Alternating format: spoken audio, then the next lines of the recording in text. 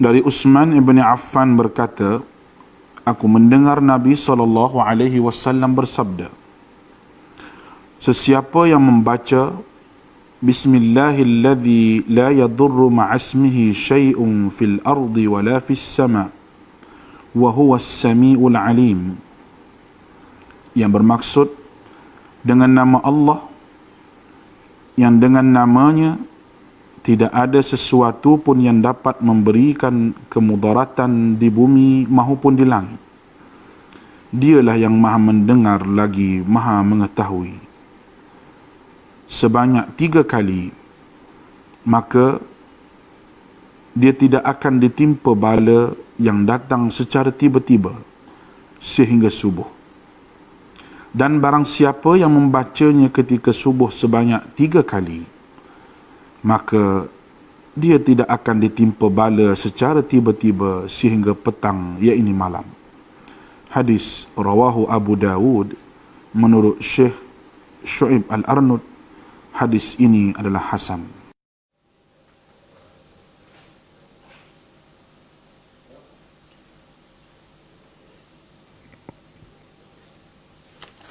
Bismillahirrahmanirrahim.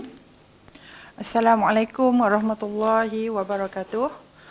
Bertemu kembali dalam slot Perlis Mengaji, ya, yang hasil kerjasama antara JPN Negeri Perlis bersama Kerajaan Negeri, Jabatan Agama Islam Perlis serta Majlis Agama Islam Perlis. Ya. Okey, saya Cikgu Hazrena binti Hashim. Ya. Pada hari ini 5 Julai 2020 kembali bersiaran, ya, untuk kita bersama-sama melihat, ya, tentang sejarah dunia, ya, sejarah SEM 1, yang mana saya akan membicarakan tentang tema-tema utama ataupun tema-tema penting yang terdapat dalam sejarah dunia ini, ya. Okey, jadi untuk SEM 1 sejarah dunia, ya, dikhususkan untuk pelajar SEM 1 yang akan mendaftar, ya, insya-Allah pada 15 Julai ini, dan sesi PDPC akan dimulakan selepas minggu orientasi, ya. Jadi untuk pelajar lower 6 yang akan masuk nanti, ya, kalau bagi mereka yang mengambil kertas sejarah, ya, mereka akan berhadapan dululah, ya, dengan kertas sejarah dunia, ya, sejarah dunia semester 1. Okey, baik anak-anak pelajar, ya, tanpa membuang masa, saya teruskan dengan slot saya pada hari ini, iaitu bicara tuntas tema-tema utama sejarah dunia semester 1, yang mana tempoh masa yang telah ditetapkan ialah pada tahun 1500 hingga 1955. Okey, baik anak-anak pelajar.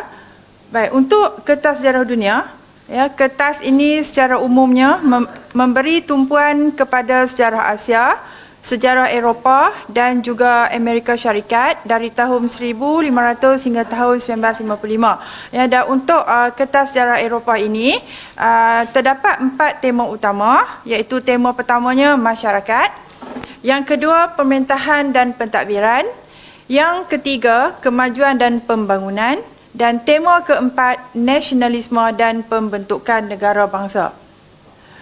Okey, kita bergerak pada tema 1, iaitu tema masyarakat.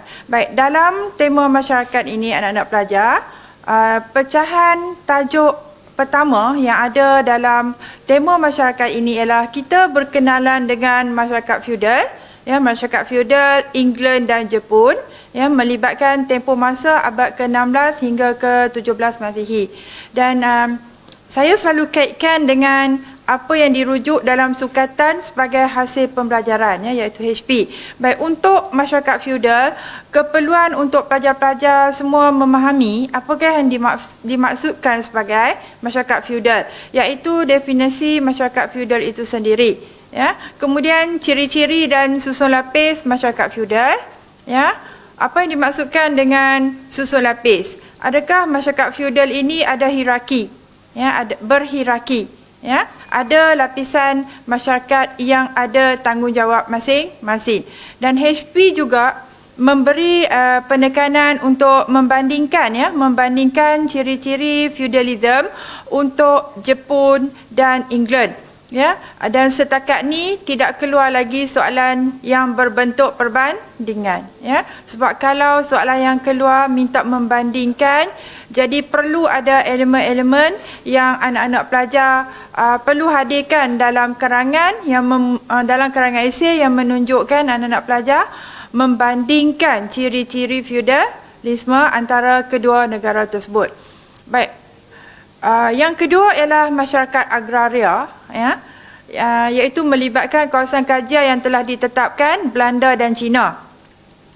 Melibatkan tempoh masa 16 hingga 17 Masihi, ya. Dan HP-nya keperluan untuk anak-anak pelajar menghuraikan definisi masyarakat agraria itu sendiri serta ciri-ciri masyarakat agraria bagi kedua-dua buah negara, ya. Definisi dan ciri-ciri. Ya, selalu saya sebut apakah yang dirujuk sebagai ciri.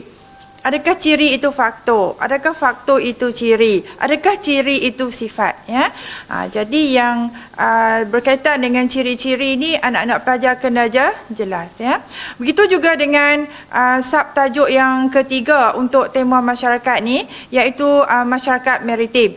Ya, masyarakat maritim mengaitkan dengan masyarakat Portugal dan juga Jepun.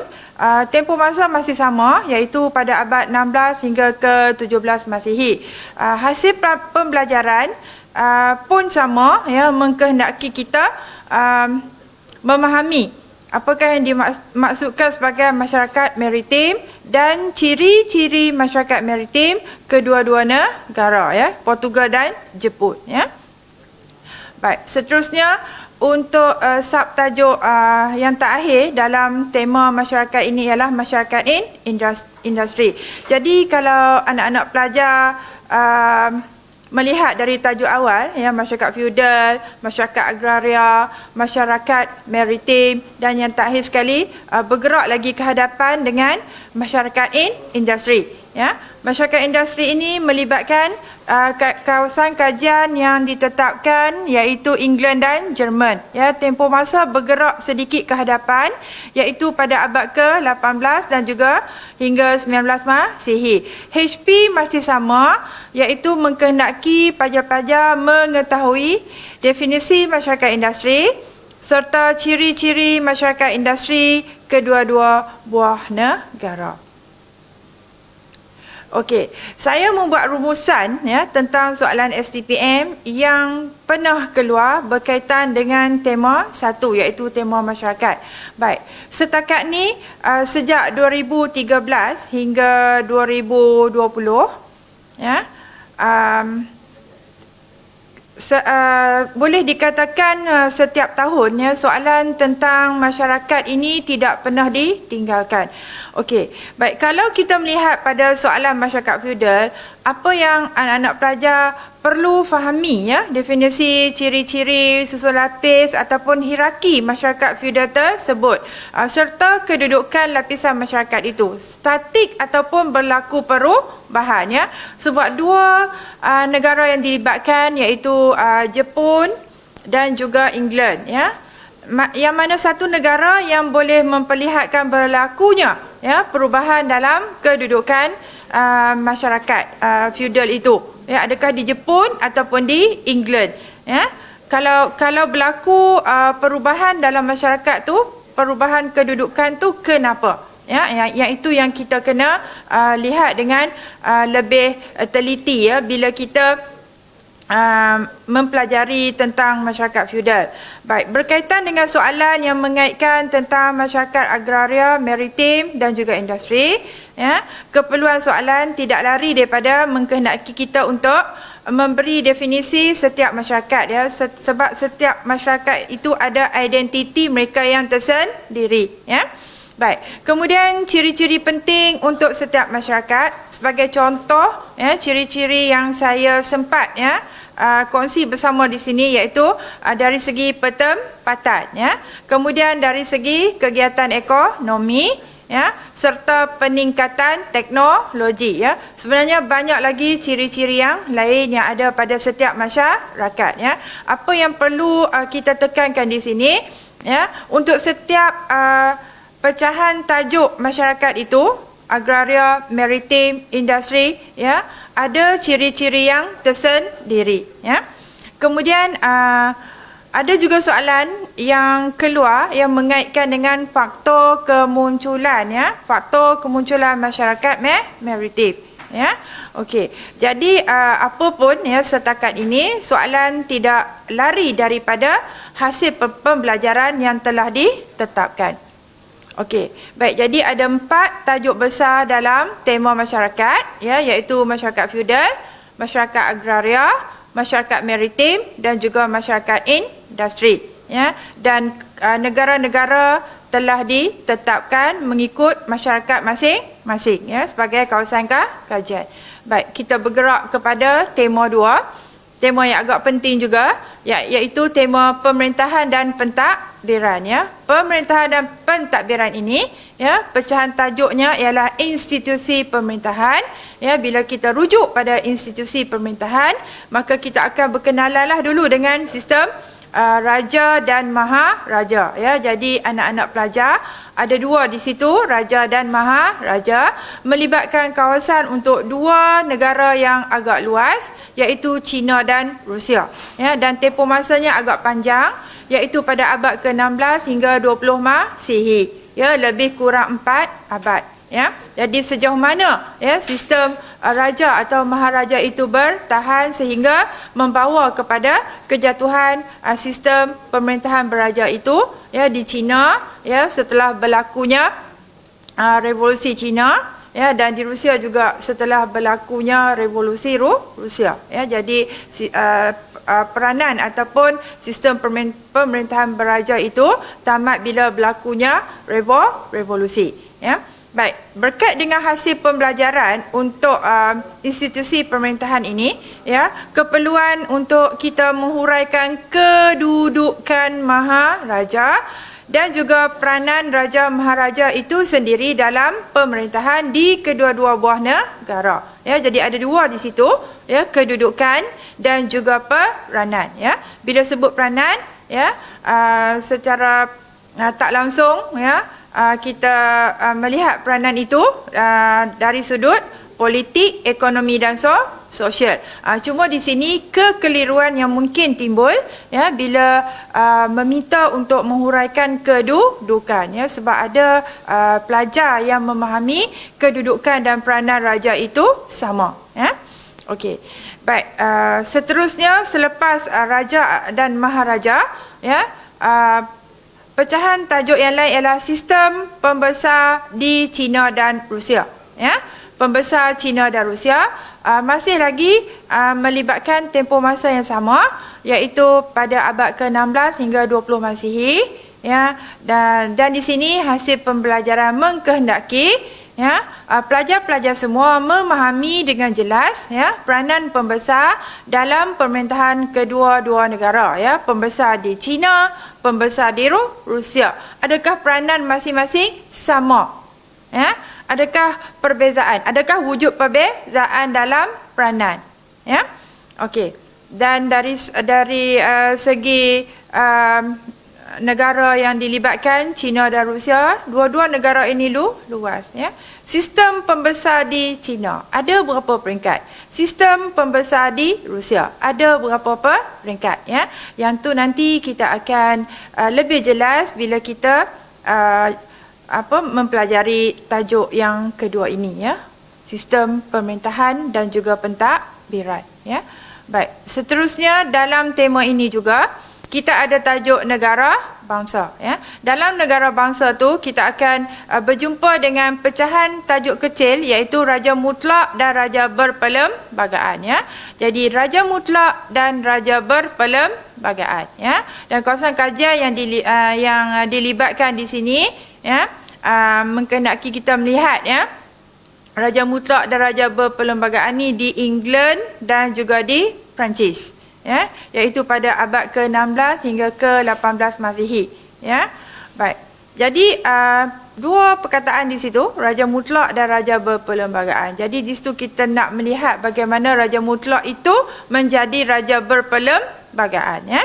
Baik, untuk hasil pembelajarannya, ya, kita dikehendaki untuk membincangkan sistem pemerintahan beraja mutlak dan juga raja berperlembagaan. Dan dalam HP juga meminta kita untuk membandingkan, ya, sistem pemerintahan beraja mutlak dengan raja berperlembagaan, ya. Sekali pandang macam tidak ada apa-apa perbezaan, tapi sebenarnya, ya, sistem beraja mutlak dengan raja berperlembagaan ini, ya, ada perbezaan yang agak ketara, ya.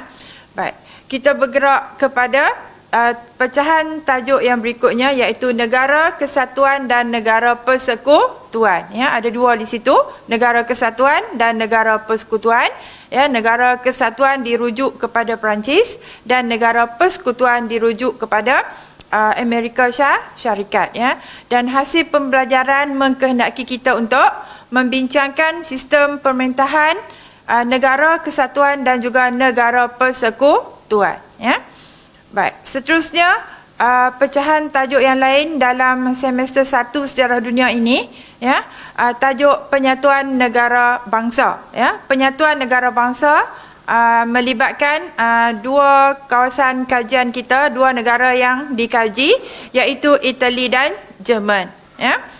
Baik, untuk hasil pembelajaran kita diminta untuk, ya, memahami dan membincangkan tentang proses penyatuan negara bangsa bagi kedua-dua buah negara, ya, iaitu Itali dan Jerman. Baik, ini bentuk kerajaan demokratik moden, ya, raja berperlembagaan, ya, kerajaan kesatuan, kerajaan persekutuan, ya, berparlimen, ada sistem kabinet, tidak berparlimen, bagaimana, ya, dan seterusnya kerajaan berbentuk republik, ya, untuk negara kesatuan dan persekutuan ini pun masih melibatkan sistem kabinet dan tidak berparlimen, ya. Dan semua ni kita akan melihat dengan lebih jelas, ya, bila kita masuk pada tajuk ini nanti, ya. Baik, rumusan saya, ya, tentang soalan STPM tema 2. Baik, rumusan ini saya buat berdasarkan hasil soalan-soalan yang telah keluar, ya, sejak 2013 hingga 2019, ya. Baik, sebenarnya 2019 2020, ya, tahun lepas 2020, ya, sebab tingkatan 6 atas tahun lepas ialah sesi 2020, ya. Baik, yang akan masuk ini akan dirujuk sebagai sesi 2021 sebenarnya, ya. Okey, baik. Tentang soalan yang berkait dengan institusi beraja, maharaja dan pembesar, fokus soalan yang pernah keluar, ya, meminta pelajar untuk menghuraikan, ya, peranan raja, maharaja dan pembesar, ya. Yang mana kalau soalan itu mengaitkan dengan peranan, ya, sudah tentulah, ya, peranan untuk pembesar, untuk maharaja semua tu akan dilihat, ya, dari sudut PES, ya, politik, ekonomi dan sosial. Dan pernah sekali soalan mengikat, ya, mengikat dengan meminta peranan pembesar Rusia dalam pemerintahan, kehakiman dan ketenteraan, ya. Jadi soalan ada yang berfokus, ada yang soalan yang terbuka, ya, respon terbuka ataupun soalan yang mengikat, ya, dengan aspek-aspek yang dikehendaki, ya. Baik, untuk soalan raja mutlak dan raja berperlembagaan pernah keluar soalan berkait dengan kedudukan dan kuasa raja England, ya, kedudukan dan kuasa raja England. Manakala untuk kerajaan Republik Perancis, ya, keperluan soalan keluar ialah meminta, ya, transformasi politik, ya, hasil penubuhan kerajaan Republik Perancis, ya. Baik, kalau saya sebagai guru, saya melihat, ya, kerajaan Republik Perancis ini dia banyak tahap, ya, berbanding dengan raja berperlembagaan di England, ya, sebab Perancis ni dia sentiasa berubah-ubah, ya, sentiasa berlaku kita katakan penentangan ya, penentangan ataupun rakyat bangkit ya untuk menentang ya perubahan-perubahan politik yang berlaku di Perancis ya. Baik. Saya teruskan dengan tajuk negara Persekutuan Amerika Syarikat ya. Jadi soalan yang pernah keluar berkaitan dengan tajuk negara Persekutuan Amerika Syarikat ini ya, sama dengan HP yang telah ditetapkan dalam sukatan, iaitu meminta sistem kerajaan Persekutuan Amerika Syarikat ya. Baik. Soalan yang popular dalam tema 2 ini ialah soalan penyatuan negara bangsa Itali dan Jerman ya. Jadi anak-anak pelajar masa tingkatan 5 dulu dah pernah belajar tentang penyatuan negara bangsa Itali dan Jerman, yang mana untuk Jerman hero-nya ialah Otto von Bismarck dan untuk Itali ialah Camillo Benso di Cavour. Ya, Cavour ke Cavour ke, ya ikutlah sebutan masing-masing ya. Baik. Untuk usaha penyatuan Jerman, anak-anak pelajar semua kena alert dan faham ya. Sebenarnya usaha penyatuan Jerman ini untuk memudahkan kita memahami ya tajuk penyatuan Jerman ini ya, kita bahagikan kepada 2 tahap ya. Penyatuan Jerman dilakukan mengikut tahap 1, iaitu melalui proses peperangan ya, proses peperangan. Biasanya saya melihat peperangan ini berlaku antara Jerman dengan Denmark ya, dengan Austria ataupun Perancis ya. Okey, saya ringkaskan peperangan dengan DAP ya, Denmark, Austria dan Perancis ya. Baik, jadi tahap 1 ini penyatuan dilakukan melalui peperangan ya, dengan 3 kuasa besar yang lain.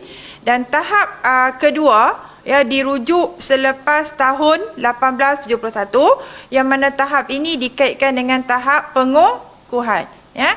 Jadi ada soalan ya, ada soalan yang pernah keluar meminta usaha penyatuan Jerman ini tahap mana yang paling penting.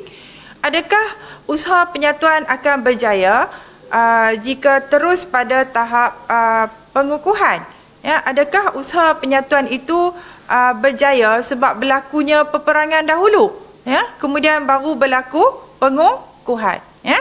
Jadi untuk soalan penyatuan Jerman, pesanan saya, kita lihat pada kehendak soalan ya, sama ada soalan itu meminta tahap pertama ataupun tahap kedua, ataupun meminta kedua-duanya ya.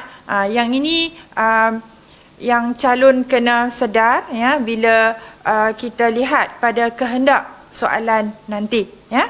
Baik. Yang kedua ialah penyatuan Itali ya. Penyatuan Itali ini iaitu soalan yang pernah keluar mengaitkan dengan proses ya, proses penyatuan negara bangsa Itali itu sendiri dan kenyataan kejayaan penyatuan oleh Camillo Benso di Cavour atas kepimpinan beliau sendiri, yang mana beliau telah berjaya untuk menyatukan Itali ya.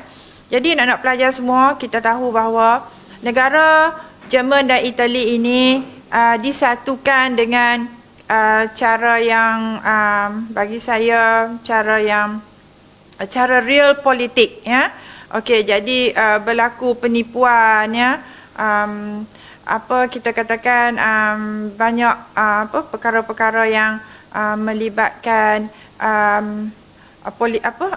melibatkan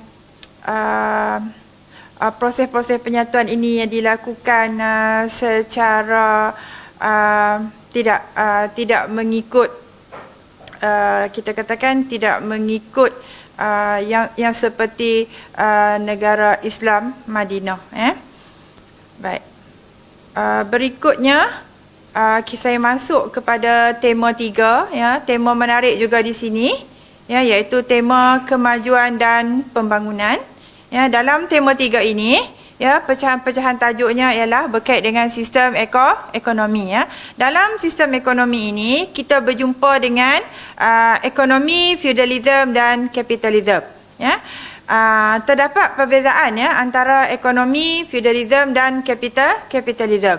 Baik, untuk ekonomi feudalism ya, melibatkan 4 negara yang menjadi kajian, ya, iaitu untuk Asia, ya, 2 negara besar ni, Jepun dan China, dan untuk Eropah, ya, Jerman dan Perancis, ya. Jadi untuk ekonomi feudalism, 4 negara yang menjadi kawasan kajian, ya.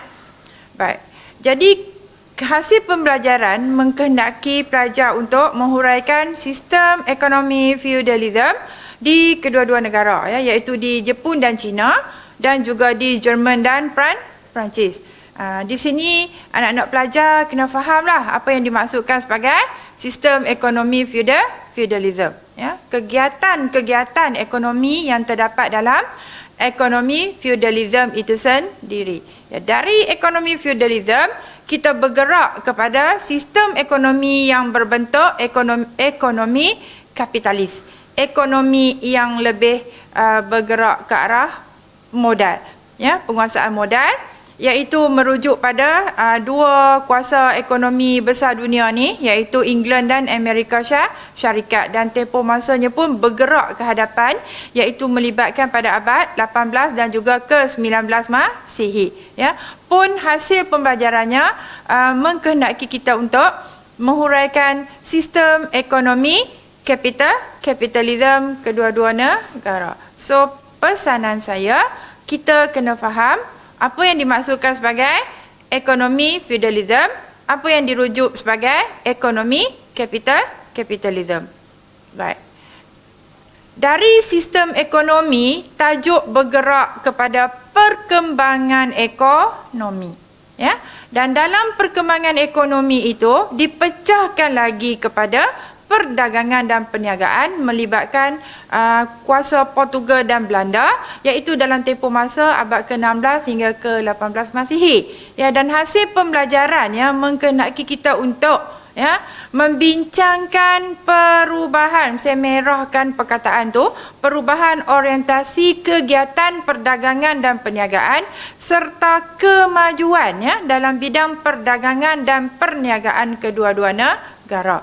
Ya, sebab dia melibatkan pecahan tajuk perdagangan dan perniagaan. Jadi mesti ada perubahan, mesti ada kemajuan, ya, bagi kedua-dua buah negara ini, ya. Seterusnya untuk perkembangan ekonomi juga kita lihat kepada pecahan tajuk dari sudut perkembangan dalam pertanian, ya. Baik, perkembangan dalam pertanian ini melibatkan Belanda dan England, ya, abad ke-17 dan 18 Masihi, pun hasil pembelajarannya masih sama, iaitu perubahan orientasi kegiatan pertanian serta kemajuan dalam bidang pertanian kedua-dua negara, ya. Sebab kita tahu, ya, revolusi perindustrian, revolusi pertanian, ya, berlaku di England, ya. Dan Belanda juga, ya, dari segi kewujudan Belanda sebagai pada awalnya sebagai sebuah kerajaan agraria, dan bagaimana Belanda sebagai sebuah negara di paras laut yang mampu bangkit sebagai negara yang bergerak maju dalam bidang pertanian, ya, menembus guna tanah semua tu, ya. Baik. Seterusnya pecahan yang lain dalam tajuk perkembangan ekonomi ini ialah perindustrian, ya, perindustrian. Jadi kalau tajuk perindustrian, kita bergeraklah kepada negara yang menunjukkan kemajuan dalam bidang industri yang menjadi kawasan kajian kita, iaitu Jerman dan Jepun, dan abadnya pun terkehadapan, ya, lebih kehadapan, iaitu melibatkan abad ke-19 hingga 20 Masihi. Ya, HP-nya masih sama, ya, iaitu membincangkan perubahan orientasi kegiatan perindustrian dan juga kemajuan, ya, dalam bidang perindustrian kedua-dua negara, ya. Jadi tajuk-tajuk tu bersesuaianlah dengan negara-negara yang dikaji, ya. Jadi kita kena ingat hadirnya perniagaan dan perdagangan, hadirnya pertanian dan hadirnya perindustrian ini terletak dalam tajuk perkembangan ekonomi, ya. Baik, seterusnya dari ekonomi, ya, kita bergerak kepada intelektual, ya. Satu tajuk lain dalam tema 3 ini ialah intelektual. Bila intelektual, ya, kita merujuk kepada perkembangan ilmu, ya, perkembangan ilmu yang melibatkan dua negara yang kita kena kaji, iaitu England dan Perancis, iaitu dalam tempoh masa abad ke-17 hingga 19 Masihi. Dan hasil pembelajaran, ya, dari sukatan, ya, dari sukatan sejarah dunia ni, yang meminta kita untuk membincangkan, ya, bila perkembangan ilmu anak-anak dia ada kaitan dengan proses perubahan pemikiran, ya, dan kemajuan ilmu pengetahuan itu sendiri di Eropah, di England dan di Perancis, ya, kesan daripada zaman Renaissance, ya, daripada zaman gelap Eropah bergerak ke zaman Renaissance, ya, iaitu rebirth, ya, kelahiran semula. Kemudian Eropah mengalami zaman Protestan, ya, ini berkait dengan agama Kristian, ya, lahirnya mazhab Protestan selain daripada mazhab agama Kristian yang sedia ada, iaitu mazhab Katolik, ya. Nama pun Protestan, ya. Jadi apa yang diprotes, ya, jadi kita kena tengoklah, ya, reformasi Protestan itu sendiri, dan dari situ bergerak kepada revolusi sains, ya, revolusi sains, ya, kehebatan penciptaan alat-alat baru dan kelahiran, ya, tokoh-tokoh sains, ya, dan seterusnya Eropah bergerak kepada enlightenment ataupun dirujuk sebagai gerakan pencerahan, ya, gerakan pencerahan di kedua-dua negara, ya. Jadi anak-anak pelajar, Renaissance, Protestan, revolusi sains dan enlightenment itu bukan benda yang sama, ya, dia berbeza, bergerak mengikut jangka masa, ya. Baik. Kemudian dalam intelektual juga wujudnya tokoh-tokoh hebat yang kita nak kaji, dan tokoh-tokoh ini pun masih lagi merujuk pada negara England dan Perancis, ya, abad ke-18 dan 19 Masihi, ya, yang mana keperluan HP meminta kita untuk menilai idea dan sumbangan tokoh, ya, 3 tokoh penting dan hebat ini, iaitu Charles Louis Montesquieu, ya, tokoh pemikir politik, ya. Konsep teori pengasingan kuasa tu sebenarnya berasal daripada idea Louis Montesquieu, ya. Okey, tokoh yang kedua ialah Adam Smith, ya, iaitu tokoh hebat dalam bidang ekonomi, ya, Wealth of Nation. Dan yang ketiga ialah Jean-Jacques Rousseau, ya. Kalau tengok dari segi nama tu pun saya rasa anak-anak pelajar fahamlah, ya, sama ada mereka ni dari England ataupun dari Perancis. Ya, Jean-Jacques Rousseau ialah tokoh dalam bidang sosial, ya, sebab idea-idea tulisan-tulisan mereka ni masih diguna pakai sehingga ke hari ini, ya, sebab tu kita belajar, ya. Okey, jadi ada 3 tokoh di situ, ya. Montesquieu, Adam Smith dan Jean-Jacques Rousseau, ya. Baik. Kita bergerak kepada satu lagi tajuk, ya, tajuk kecil, iaitu kemajuan pendidikan, dengan merujuk kepada 2 negara ni juga, iaitu Perancis dan Jerman, mencakupi tempoh masa abad 18 hingga 19 Masihi. Dan untuk kemajuan pendidikan ini, keperluan kita ialah menghuraikan proses perubahan, ya, proses perubahan pendidikan daripada sistem pendidikan tradisional kepada sistem pendidikan moden kedua-dua negara, ya. Dan kalau kita belajar tajuk ni nanti kita akan lihatlah, ya, hebatnya perkembangan pendidikan di Perancis dan juga di Jerman, ya, macam mana idea-idea itu boleh timbul, ya, macam mana untuk wujudkan sekolah-sekolah, ya, daripada sekolah-sekolah rendah, ya, sekolah menengah, ya, sehinggalah pada peringkat universiti, ya. Negara-negara ini dulu, ya, yang mengalami, ya, perubahan ataupun proses perubahan pendidikan yang hebat, ya, daripada sistem tradisional kepada sistem yang berbentuk pendidikan moden, ya.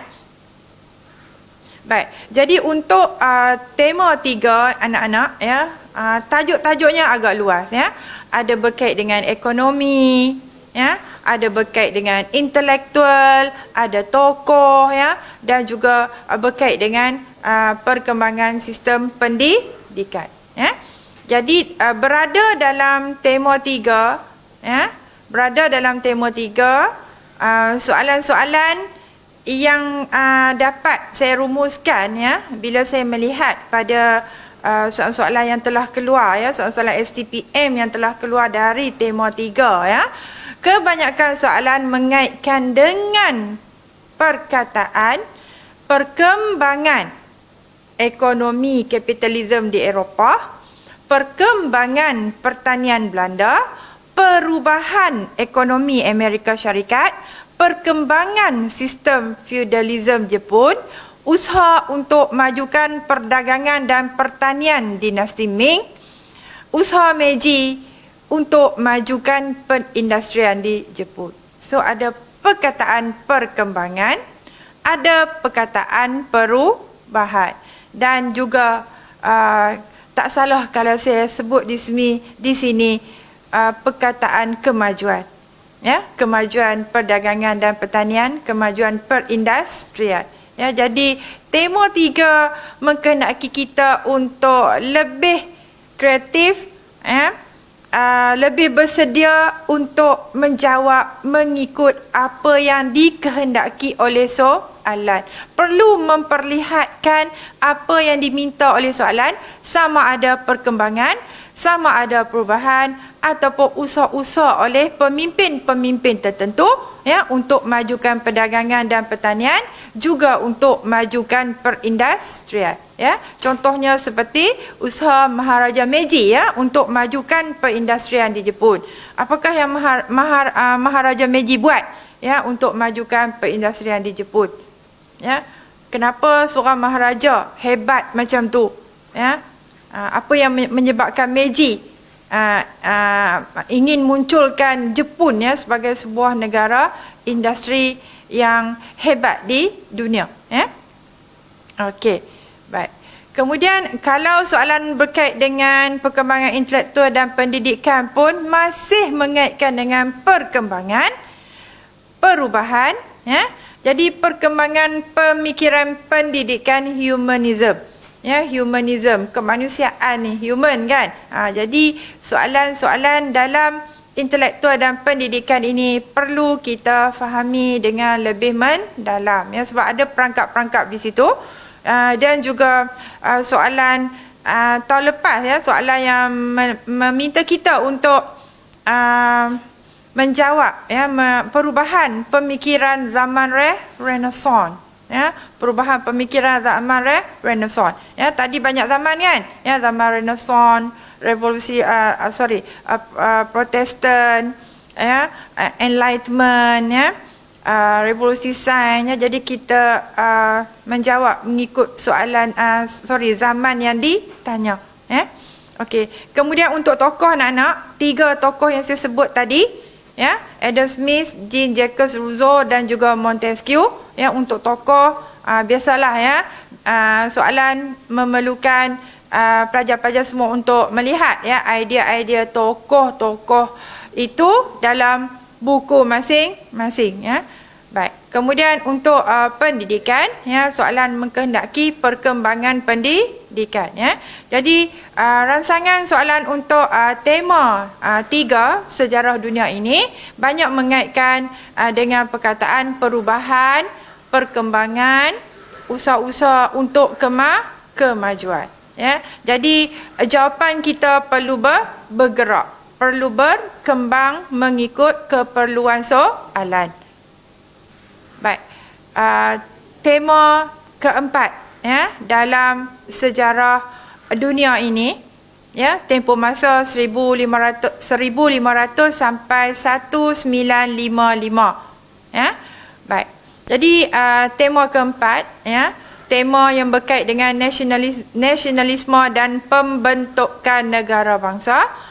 Pecahan tajuk pertamanya ialah reaksi masyarakat tempatan terhadap perluasan kuasa dan kesan, ya, penjajahan barat ke atas China dan India, ya. Yang mana hasil pembelajarannya mengkenaki kita untuk menganalisis reaksi masyarakat tempatan terhadap perluasan kuasa barat di kedua negara, ya. Dan bagi saya kalau merujuk pada China dan India, di China memperlihatkan banyak reaksi berbanding dengan India, ya. Nanti kita tengok apa yang berlaku di China. Adakah China berhadapan dengan kuasa British saja, ataupun China ni berhadapan dengan pelbagai kuasa-kuasa barat yang lain, ya. Dan kalau India hanya berhadapan dengan kuasa British, ya. Tetapi keadaan tidak sama di China, ya, sebab China bukan berhadapan dengan satu kuasa barat, ya. Sebab ada sejarawan yang mengatakan bahawa China itu umpama sepotong kuih atau sebiji kek, ya, yang dipotong-potong oleh negara barat dan dibahagikan sesama mereka sebagai makanan, ya. Sebab tu kita tak boleh katakan China ni sebagai sebuah negara Commonwealth, ya. Sebab China tidak dijajah oleh British, ya. Okey, baik. Jadi menganalisis reaksi masyarakat tempatan terhadap peluasan kuasa barat di China dan India, dan seterusnya membincangkan transformasi, ya, perubahan-perubahan sosial, ekonomi serta kemunculan intelektual tempatan, ya. Baik. Pecahan tajuk pertama, reaksi. Okey, pecahan tajuk yang kedua anak-anak pelajar dalam tema 4 ni ialah konflik antarabangsa, yang mana subtopik ini dipecahkan kepada 3 bahagian, ya, untuk membolehkan calon ataupun anak-anak pelajar memahami punca konflik dalam politik antarabangsa, iaitu kita nak berbincang tentang 3 perang ini, ya. Perang Dunia Pertama tempoh masa 1914-1918, Perang Dunia Kedua 1939 hingga 1945, dan perang yang terakhir, Perang Dingin, ya, 1945 hingga 1955. Okey, 3 perang di situ, ya. Perang Dunia Pertama, Dunia Kedua, Perang Dingin, ya. Baik.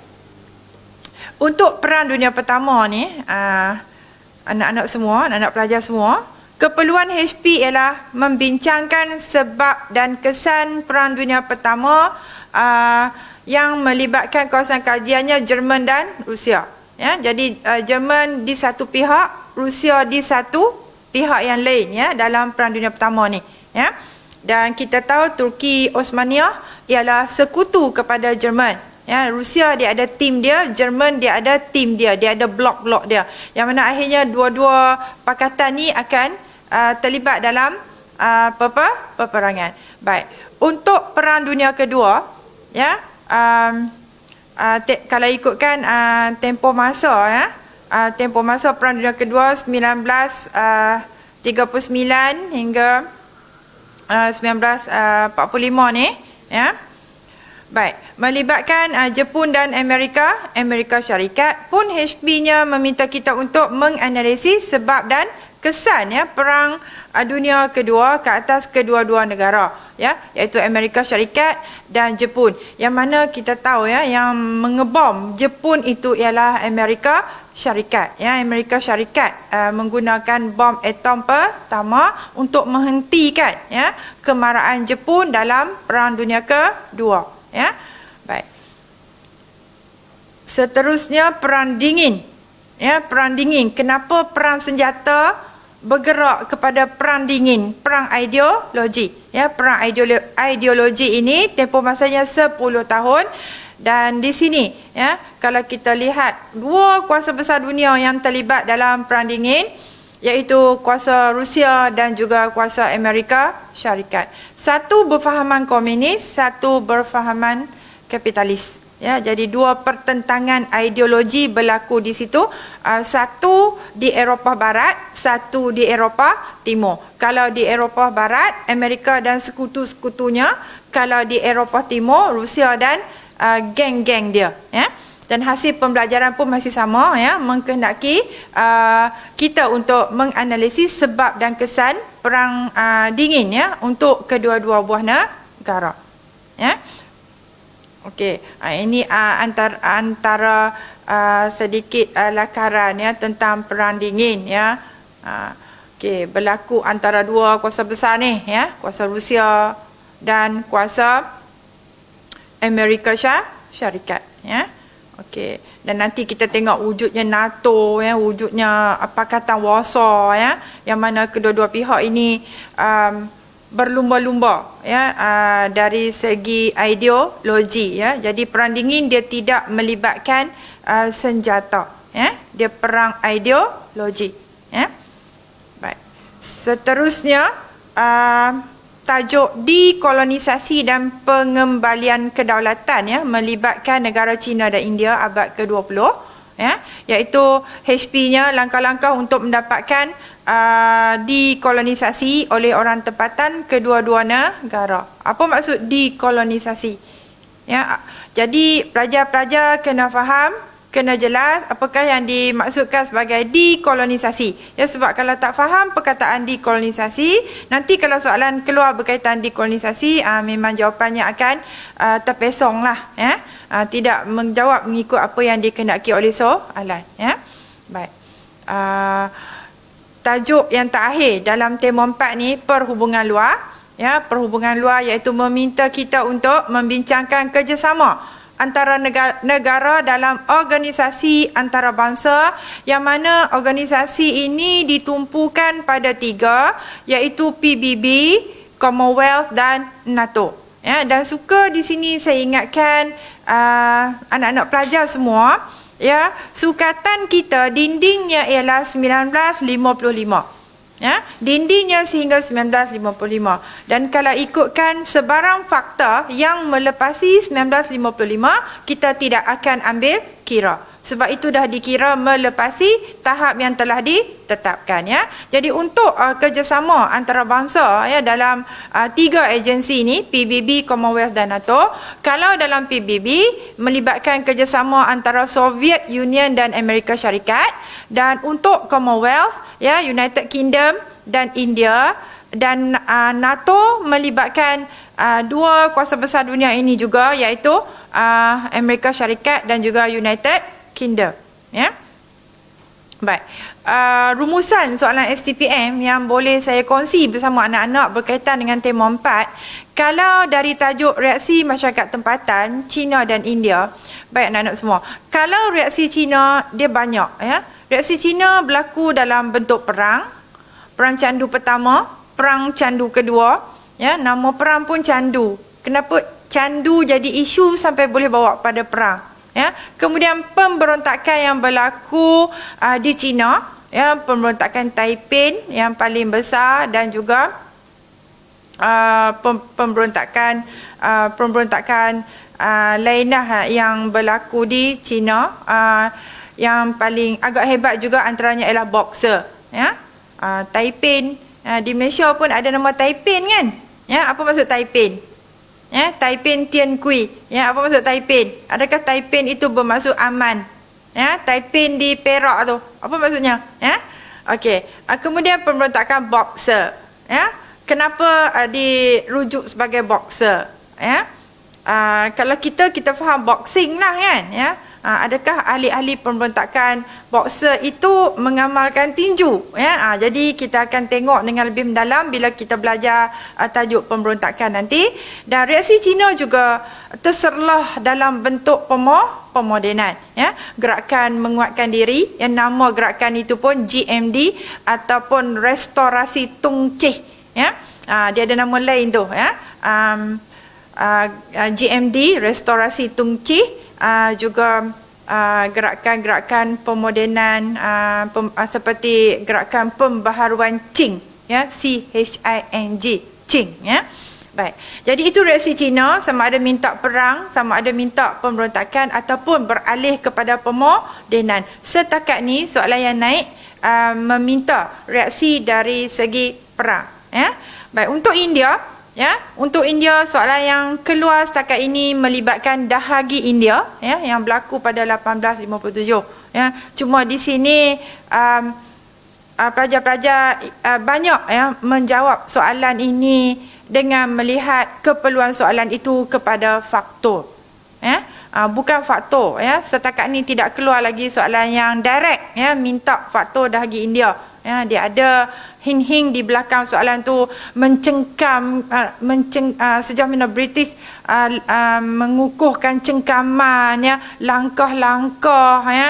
Jadi hujung-hujung soalan tu kita kena faham dengan jelas sebelum kita menjawab, ya.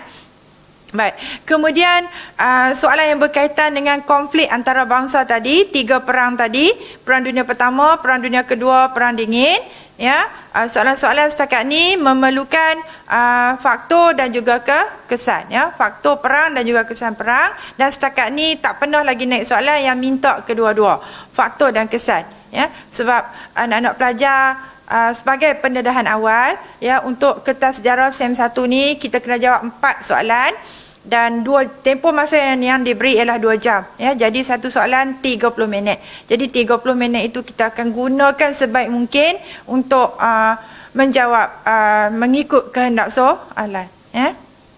Okey, kemudian dekolonisasi dan pengembalian kemerdekaan, ya. Dan untuk Cina, ya, soalan yang keluar berkaitan dengan revolusi Cina yang berjaya menamatkan sistem pemerintahan beraja di Cina, ya.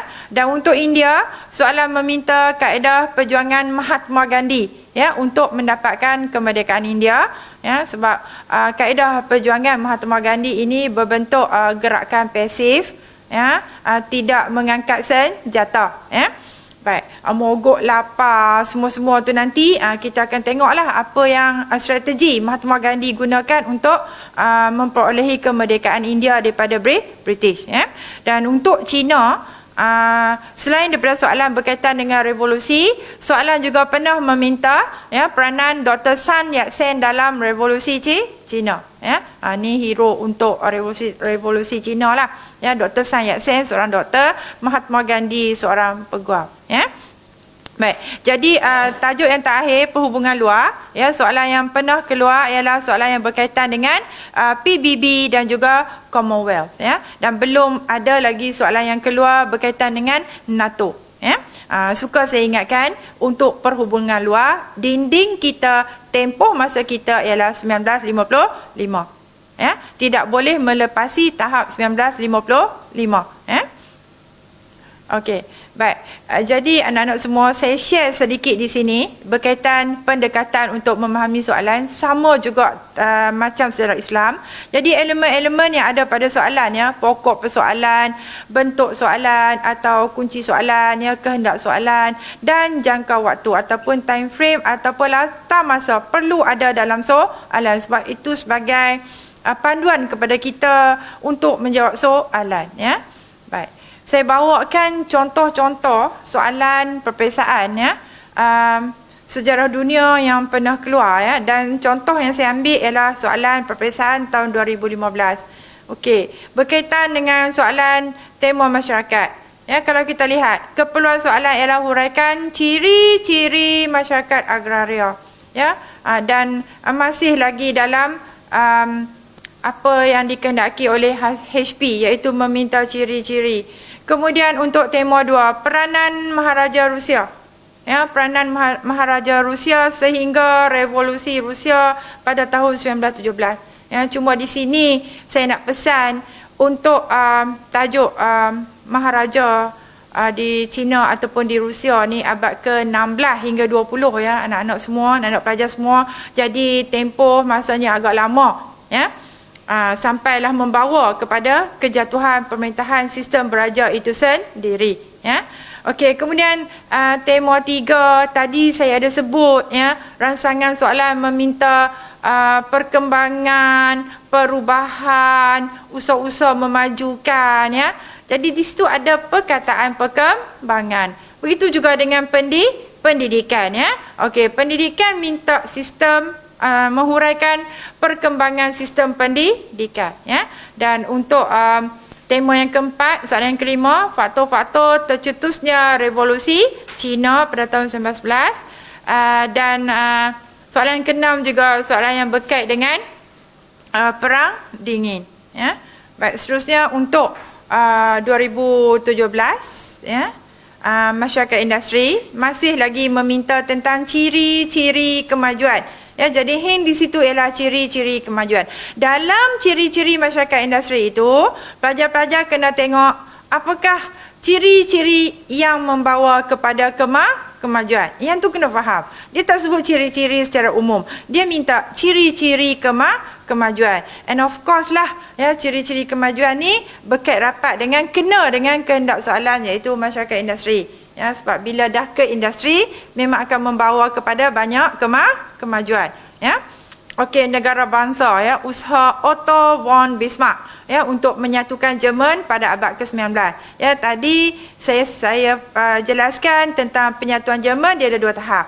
Ya, tahap pertama peperangan, tahap kedua selepas 1871 itu ialah tahap pengukuhan. Tapi soalan di sini, ya, pada abad ke-19. Jadi macam mana kita nak jawab? Adakah kita nak jawab kedua-dua tahap? Adakah pendekatan pelajar lebih fokus pada tahap pertama, iaitu tahap peperangan? Sebab tanpa peperangan, penyatuan Jerman itu tak dapat dilaksanakan oleh Bismarck. Ya?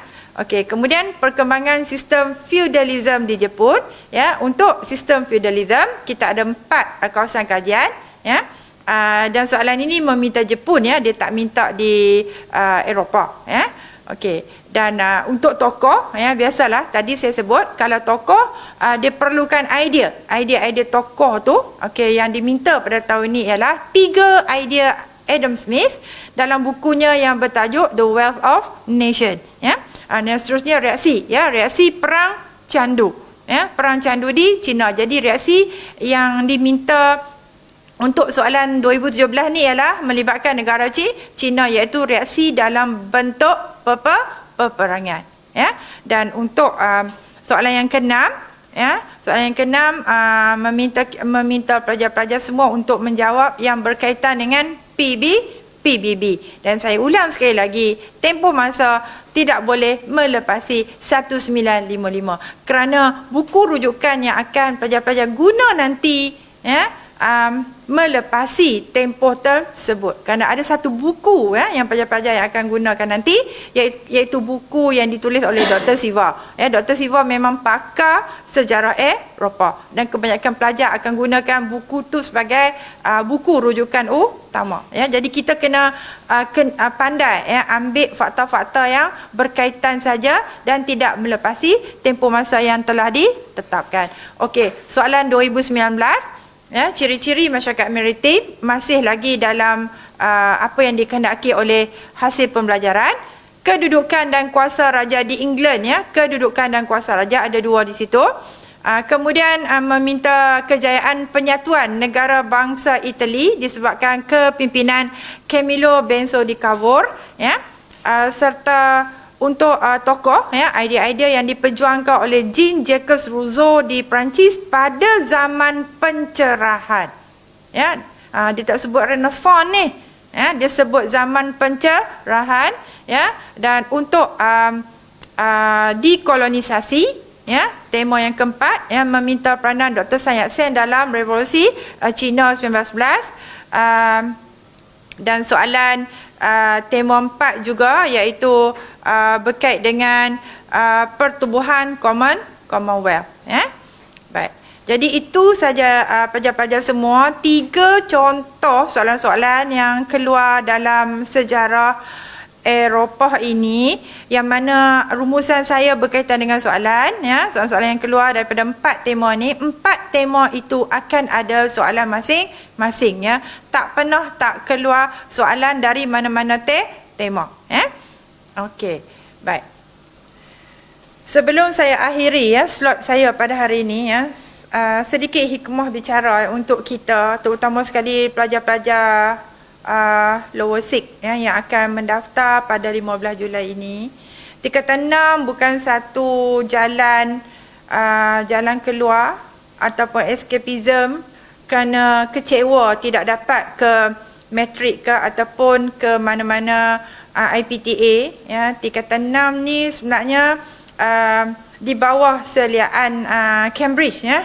Bukan lekeh sangatlah, ya. Sebab kebanyakan pelajar melihat tingkatan 6 ni macam tak ada value, ya.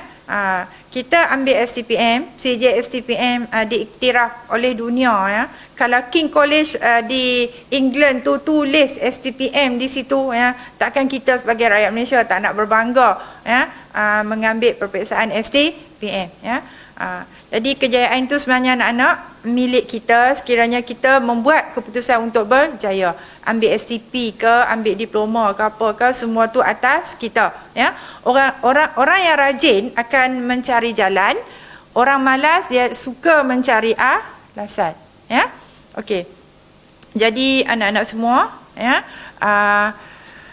terima kasih pada yang bersama-sama dengan saya hari ini ya untuk memahami ya konten sejarah dunia ini yang ada 4 tema ya, dan insya-Allah ya bila kita memulakan PDPC di sekolah nanti ya kita akan mengetahui lagi lah ya dengan lebih mendalam tema dan tajuk-tajuk yang ada dalam setiap tema ya. Jadi akhir bicara ya, terima kasih kepada yang sudi bersama saya sepanjang saya bersiaran pada hari ini 5 Julai 2020 ya. Terima kasih juga kepada semua kru Suara Sunnah ya yang selama ni menyokong perjalanan tuition Peris Mengaji ini bersiaran ya, dan juga semoga kita bertemu lagi, panjang umur murah rezeki. Kalau ada peluang yang lain kita akan bersama-sama lagi dalam slot yang berikutnya insya-Allah. Okey, sekian, terima kasih daripada saya. Saya sudahi dengan wabillahi taufiq wal hidayah. Wassalamualaikum warahmatullahi wabarakatuh.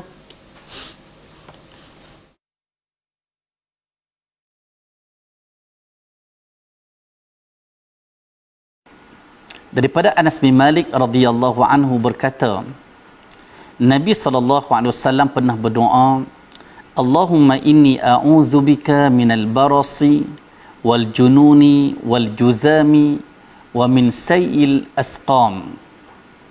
Ya Allah, aku berlindung denganmu daripada penyakit sopak, penyakit gila, penyakit kusta dan penyakit-penyakit yang buruk.